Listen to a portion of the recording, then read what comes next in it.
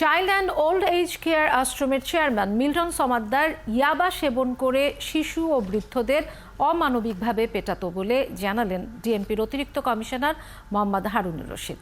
দুপুরে ডিবি কার্যালয়ে সাংবাদিকদের তিনি জানান, দ্বিতীয় দফা রিমান্ডের জিজ্ঞাসাবাদে মিল্টন সমাদ্দার স্বীকার করেন তিনি ইয়াবা আসক্ত ছিলেন। মহিম মিজানের প্রতিবেদন।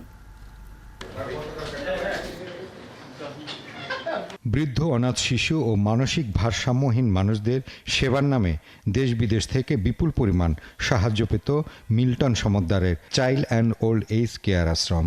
সাহায্যের জন্য আসা এই টাকা মিল্টনের নিজের অ্যাকাউন্টে জমা হতো। অভিযোগ আছে এই টাকার খুব সামান্যই অনাথ মানুষের সাহায্যে ব্যয় হতো। আশ্রিত মানুষদের অসুস্থতা তাদের হাসপাতালে না নিয়ে নিজেই চিকিৎসা করতেন মিল্টন সমাদ্দার। দ্বিতীয় দফা রিমান্ডে জিজ্ঞাসাবাদে এসব তথ্য জানা গেছে। 1, 2, 3 ঢাকায় জমি জিতে নিন 100% ক্যাশব্যাক সহ 20 কোটি টাকার পুরস্কার। ডিবি প্রধান জানান, মিল্টনের বিরুদ্ধে ওঠা সব অভিযোগ তদন্ত করে যথাযথ আইনগত ব্যবস্থা নেওয়া হবে। একজন মাদকাসক্ত ছাড়া এভাবে মানুষকে পিটাতে পারে না এবং সেটা স্বীকারও করেছে।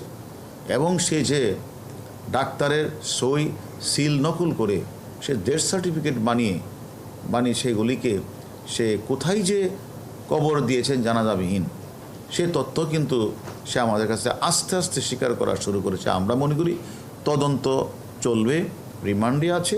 ডিবি প্রধান জানান, আশ্রমে থাকা বৃদ্ধ ও অনাথ শিশু ও মানসিক ভারসাম্যহীন মানুষদের চিকিৎসা এবং সার্বিক তত্ত্বাবধানের দায়িত্ব নিয়েছেন আলহাজ শামসুল হক ফাউন্ডেশন।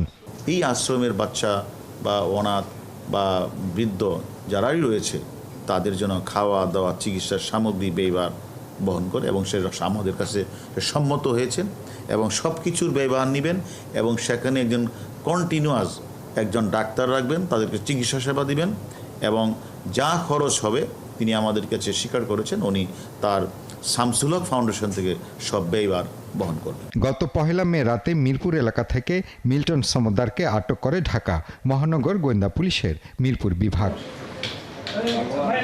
মহিম মিজান, 71, ঢাকা।